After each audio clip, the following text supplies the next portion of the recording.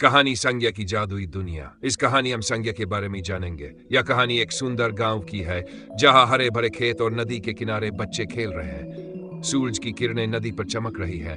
एक गाय घास चर रही है। पक्षी गा रहे हैं। उस गांव में संजीव एक बुद्धिमान लेकिन शरारती लड़का रहता है जो अपनी दादी के पास आता है। और संजीव अपनी दादी से बोलता है, आज स्कूल में मास्टर जी ने संज्ञा के बारे में पढ़ाया लेकिन मैं ठीक से समझ नहीं पाया। क्या आप मुझे संज्ञा के बारे में एक कहानी सुना सकती हैं? दादी ने कहा, अवश्य बेटा, मैं तुम्हें एक जादुई कहानी सुनाती हूं जिससे तुम्हें संज्ञा हमेशा याद रहेगी। अब दादी उस कहानी के बारे में सोचती है जहां एक जादुई नगर संज्ञापुर नामक एक अद्भुत स्थान जहां हर चीज की पहचान एक विशेष नाम से होती है। चमकते महल, उड़ती हुई किताबें, बातें करते पेड़ और आसमान में रंग बिरंगे बादल। और दादी संजीव को कहानी सुनाना शुरू करती है। बहुत समय पहले की बात है। एक नगर था संज्ञापुर। यह नगर किसी साधारण नगर की तरह नहीं था, बल्कि यहाँ हर व्यक्ति और वस्तु का एक खास नाम था। इस नगर में 4 बड़े घर थे जिन्हें संज्ञा के 4 प्रकार कहा जाता था। व्यक्तिवाचक संज्ञा, जातिवाचक संज्ञा, भाववाचक संज्ञा, सामूहिक संज्ञा। ये सभी व्यक्ति, पहला सुनहरे रंग का महल, दूसरा चांदी का महल, तीसरा नीले रंग का महल और आखिरी चमकता हुआ क्रिस्टल महल।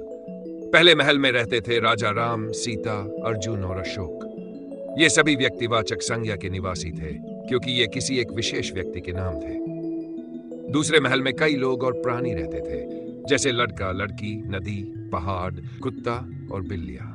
ये सभी जातिवाचक संज्ञा के उदाहरण थे क्योंकि ये किसी एक विशेष व्यक्ति या वस्तु का नहीं बल्कि पूरे समूह का प्रतिनिधित्व करते थे। तीसरे महल में अदृश्य लेकिन शक्तिशाली चीजें रहती थी, जैसे प्रेम, क्रोध, बुद्धि, दुख और खुशी। ये भाववाचक संज्ञा के उदाहरण थे क्योंकि ये भावनाओं और गुणों को दर्शाते थे। चौथे महल में सामूहिक संज्ञा के वासी रहते थे, जैसे सेना, भीड़, झुंड, बगीचा और पुस्तकालय। ये वे नाम थे जो एक साथ कई चीजों का समूह दर्शाते थे। संजीव अब ध्यान से सुन रहा था। उसकी आंखें चमक रही थी। जादुई नगर की छवि उसकी कल्पना में उभर रही थी।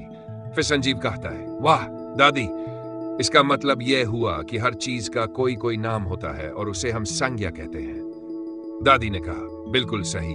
और जब भी तुम किसी व्यक्ति, स्थान, वस्तु या भावना का नाम लोगे तो तुम संज्ञा का उपयोग कर रहे होगे।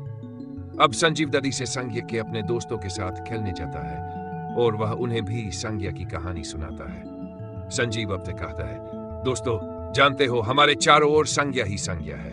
राम, गंगा, बाग, बगीचा, खुशी, ये सब संज्ञा के अलग अलग रूप हैं। संजीव बच्चों समझता है, वो समझ जाते हैं और बच्चे उत्साह से तालियां बजाते हैं।